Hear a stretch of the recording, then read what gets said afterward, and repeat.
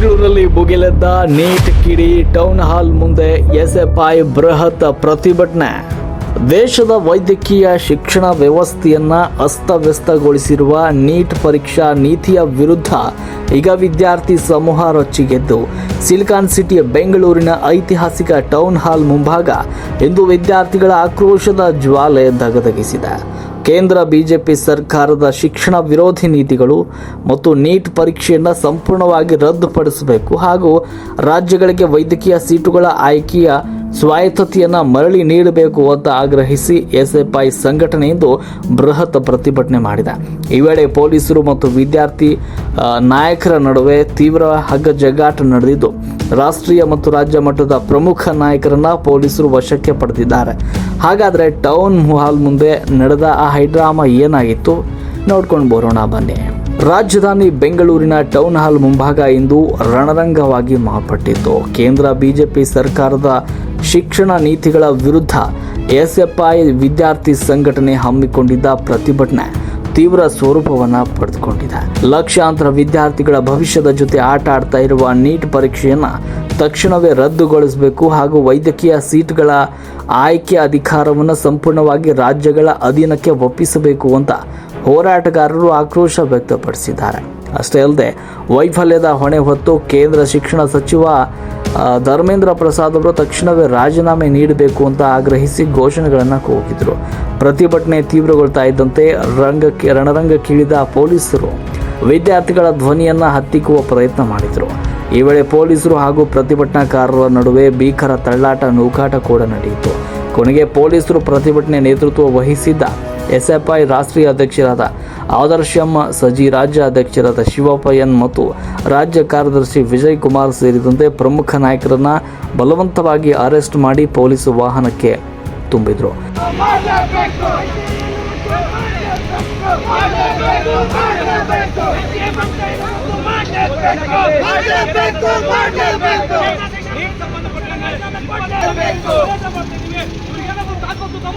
ರಾಜ್ಯ ಸರ್ಕಾರ ಕೇಂದ್ರ ಸರ್ಕಾರ ನೀಟ್ ಎಕ್ಸಾಮ್ ಬರಬೇಕು.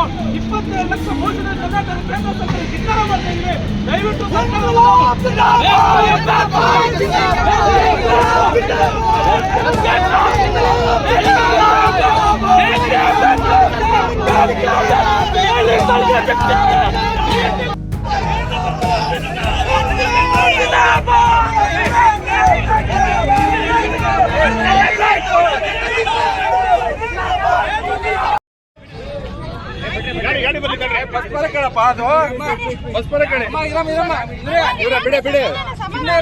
ಮೇಡಮ್ ಹಲೋ ಆಯ್ತಮ್ಮ ಗಡಿಬಿಡಿ ಮಾಡ್ಬೇಡಿ. ಆಯ್ತಾಯ್ತು ಮಾಡಿ ಮಾಡಿ.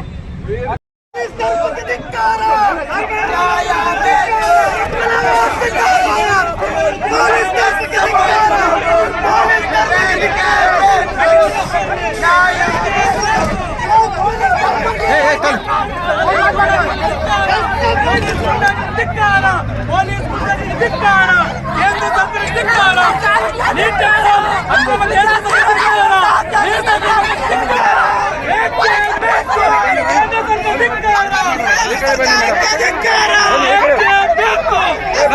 ಕೇಂದ್ರ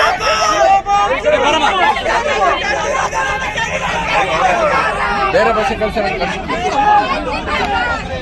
ಏನಾಯ್ತು ನೋಡಿ ಮೇಡಮ್, ಈ ಪೊಲೀಸರು ತುಂಬಾ ಅಸಭ್ಯವಾಗಿ ಬಟ್ಟೆ ಹಾಕೊಂಡು ಎಳಿತಿದ್ದಾರೆ. ನಾವು ಏನ್ ಕೇಳಕ್ ಬಂದ್ಬಿಟ್ಟು ಇವ್ರ ಮೇಲೆ ವಿರೋಧ ತೋರಿಸಿದ್ವಾ?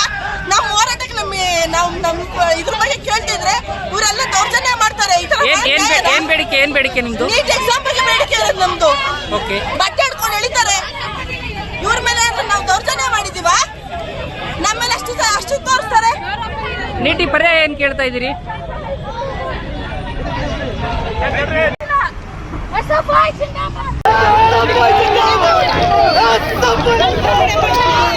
ಪೊಲೀಸರ ದಬ್ಬಾಳಿಕೆಗೆ ಮಣಿಯದ ಎಸ್ಎಫ್ಐ ನಾಯಕ ಉಪಾಧ್ಯಕ್ಷ ದೊಡ್ಡ ಬಸವರಾಜ್, ಗಣೇಶ್ ರಾಠೋಡ್, ಸಹ ಕಾರ್ಯದರ್ಶಿಗಳಾದ ಸುಜಾತ, ಚಂದ್ರು ಹಾಗೂ ರಾಜ್ಯ ಸಮಿತಿ ಸದಸ್ಯರಾದ ಇಮಾಂ ಬಾಲಾಜಿ ಚಳ್ಳಾರಿ, ಶಿವಾರೆಡ್ಡಿ, ಅರ್ಪಿತಾ, ರಜಿಯಾ, ಅಬಿಡಿ, ಪರಿವರ್ತನಾ ಅನಂತರಾಜು ಮತ್ತು ಮಹಾಲಿಂಗ ದೊಡ್ಡಮನಿಯವರನ್ನ ಪೊಲೀಸರು ವಶಕ್ಕೆ ಪಡೆದುಕೊಂಡಿದ್ದಾರೆ. ಬಂಧನದ ನಂತರವೂ ಹೋರಾಟಗಾರರು ಪೊಲೀಸ್ ವಾಹನದೊಳಗಿಂದಲೇ ಸರ್ಕಾರದ ವಿರುದ್ಧ ತಮ್ಮ ಆಕ್ರೋಶ ಘೋಷಣೆಗಳನ್ನು ಕೂಗಿಸಿದರು. ವಿದ್ಯಾರ್ಥಿಗಳ ನ್ಯಾಯಸಮ್ಮತವಾದ ಹೋರಾಟವನ್ನು ಪೊಲೀಸರ ಮೂಲಕ ಹತ್ತಿಕ್ಕಲು ಕೇಂದ್ರ ಮತ್ತು ರಾಜ್ಯದ ಇಲಾಖೆಗಳು ಮುಂದಾಗಿವೆ ಅಂತ ಎಸ್ಎಫ್ಐ ನಾಯಕರು ಗಂಭೀರವಾಗಿ ಆರೋಪಿಸಿದ್ದಾರೆ. ಬಂಧನಕ್ಕೆ ಹೆದರದ ನೀಟ್ ರದ್ದಾಗೋ ತನಕ ಮತ್ತು ಶಿಕ್ಷಣ ಕ್ಷೇತ್ರದಲ್ಲಿ ನ್ಯಾಯ ಸಿಗೋ ತನಕ ನಮ್ಮ ಹೋರಾಟ ನಿಲ್ಲೋದಿಲ್ಲ ಅಂತ ವಿದ್ಯಾರ್ಥಿ ಸಂಘಟನೆಗಳು ಎಚ್ಚರಿಕೆ ನೀಡಿವೆ. ಮುಂದಿನ ದಿನಗಳಲ್ಲಿ ಈ ಹೋರಾಟ ಯಾವ ಸ್ವರೂಪ ಪಡೆದುಕೊಳ್ಳುತ್ತೆ ಅನ್ನೋದನ್ನು ಕಾದು ನೋಡಬೇಕಿದೆ. ರಾಷ್ಟ್ರಕ್ರಾಂತಿ ನ್ಯೂಸ್, ಬೆಂಗಳೂರು. ಪೊಲೀಸರನ್ನ ಬಿಟ್ಟು ನೀವು ನಮ್ಮನ್ನ ಅರೆಸ್ಟ್ ಮಾಡಿಸಿರ್ಬೋದು, ಆದ್ರೆ ನಮ್ಮ ಹೋರಾಟ ನಿಲ್ಲೋದಿಲ್ಲ ಅಂತಕ್ಕಂಥ ಎಚ್ಚರಿಕೆಯನ್ನ ರಾಜ್ಯ ಸರ್ಕಾರಕ್ಕೆ ಕೊಡ್ತಾ ಕೇಂದ್ರದ ಅನೀತಿ ಏನಿದೆ ಅದನ್ನು ವಿರೋಧಿಸಿ ನಮ್ಮ ಹೋರಾಟ ರಾಜ್ಯ ವ್ಯಾಪ್ತಿ ನಡೆಯುತ್ತೆ, ದೇಶ ವ್ಯಾಪ್ತಿ ನಡೆಯುತ್ತೆ. ಈ ಹೋರಾಟವನ್ನ ನಮ್ಮ ಜೊತೆಗೆ ಹೋರಾಟಕ್ಕೆ ಬಂದಿರತಕ್ಕಂತ ಎಸ್ಎಫ್ಐನ ರಾಷ್ಟ್ರೀಯ ಅಧ್ಯಕ್ಷರಾಗಿ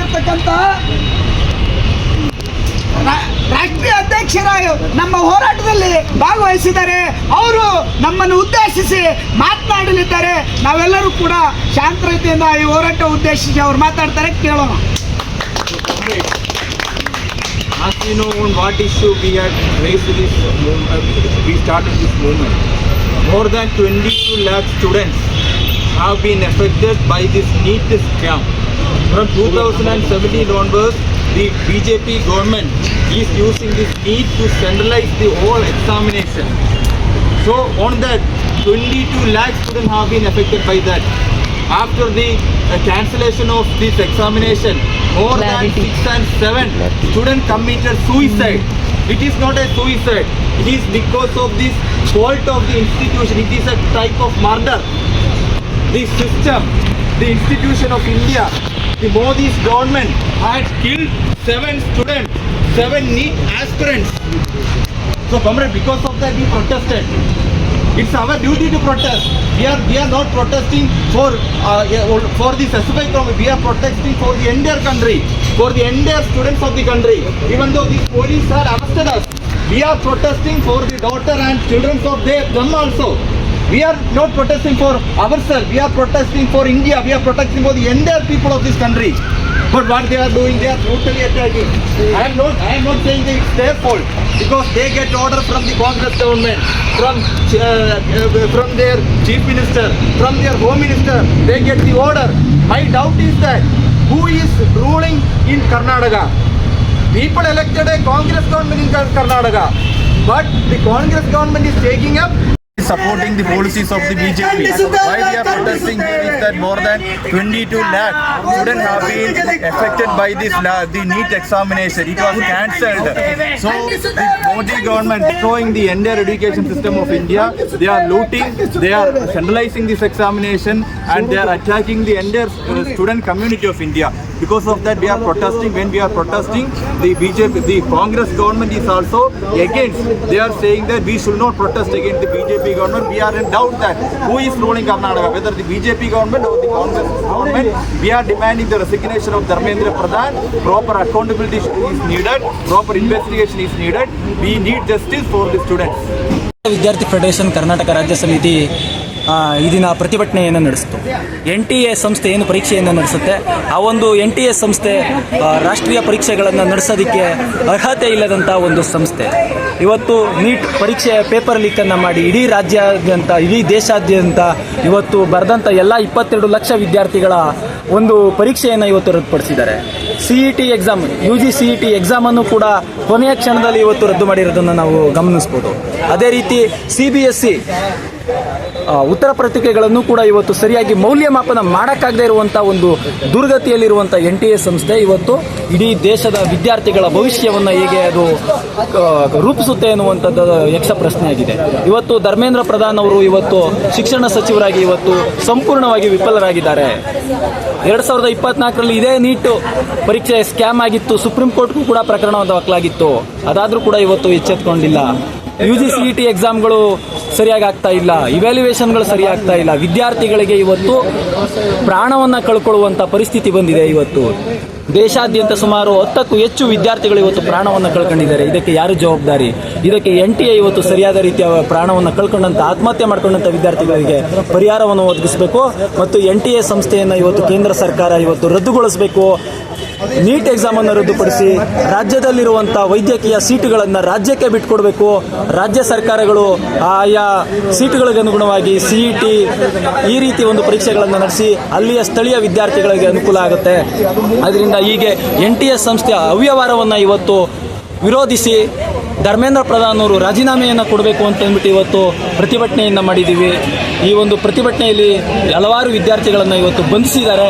ಬಂಧಿಸಿದ್ರೂ ಕೂಡ ನಾವು ವಿದ್ಯಾರ್ಥಿಗಳು ಬಗ್ಗದಿಲ್ಲ. ಮುಂದಿನ ದಿನಗಳಲ್ಲಿ ದೊಡ್ಡ ಮಟ್ಟದಲ್ಲಿ ಹೋರಾಟವನ್ನು ಹಮ್ಮಿಕೊಳ್ತೀವಿ ಎನ್ನುವಂತ ಹೇಳ್ತಾ ವಿದ್ಯಾರ್ಥಿಗಳನ್ನು ಬಂಧಿಸಿರುವಂತಹ ರಾಜ್ಯ ಸರ್ಕಾರದ ಪೊಲೀಸರು ಇವತ್ತು ರಾಜ್ಯ ಸರ್ಕಾರ ಇವತ್ತು ಕೇಂದ್ರ ಸರ್ಕಾರ ಎರಡೂ ಇವತ್ತು ಒಂದೇ ಪಾಲಿಸಿಗಳನ್ನು ಅನುಭವಿಸ್ತಿದೆ. ಕಾಂಗ್ರೆಸ್ ಮತ್ತು BJP ಸರ್ಕಾರಕ್ಕೆ ಏನೂ ವ್ಯತ್ಯಾಸಗಳನ್ನು ಕಾಣಿಸ್ತಾ ಇಲ್ಲ. ಇವತ್ತು ಶಾಂತಿಯುತವಾಗಿ ಪ್ರತಿಭಟನೆ ಮಾಡ್ತಾ ಇದ್ದಂಥ ವಿದ್ಯಾರ್ಥಿಗಳನ್ನು ಕೂಡ ಇವತ್ತು ಪೊಲೀಸ್ನವ್ರನ್ನ ಛೂ ಬಿಟ್ಟು ಇವತ್ತು ಪೊಲೀಸ್ನವ್ರ ಮೂಲಕ ಇವತ್ತು ವಿದ್ಯಾರ್ಥಿಗಳ ಹೋರಾಟವನ್ನು ಒತ್ತಿಕ್ಕುವಂಥ ಪ್ರಯತ್ನವನ್ನು ಏನು ಮಾಡ್ತಾ ಇದೆ. ಇದಕ್ಕೆ ಭಾರತ ವಿದ್ಯಾರ್ಥಿ ಫೆಡರೇಷನ್ ಇವತ್ತು ಸರ್ಕಾರಕ್ಕೆ ಎಚ್ಚರಿಕೆಯನ್ನು ಕೊಡ್ತಾ ಇದ್ದೀವಿ. ರಾಜ್ಯ ಸರ್ಕಾರ ಇರ್ಬೋದು, ಕೇಂದ್ರ ಸರ್ಕಾರಕ್ಕೆ ಮುಂದಿನ ದಿನಗಳಲ್ಲಿ ಇನ್ನೂ ದೊಡ್ಡ ಮಟ್ಟದಲ್ಲಿ ಹೋರಾಟ ಮಾಡ್ತೀವಿ ಎನ್ನುವಂಥ ಎಚ್ಚರಿಕೆಯನ್ನು ಈ ಮೂಲಕ ನಾವು ಕೊಡ್ತಾ ಇದ್ದೀವಿ.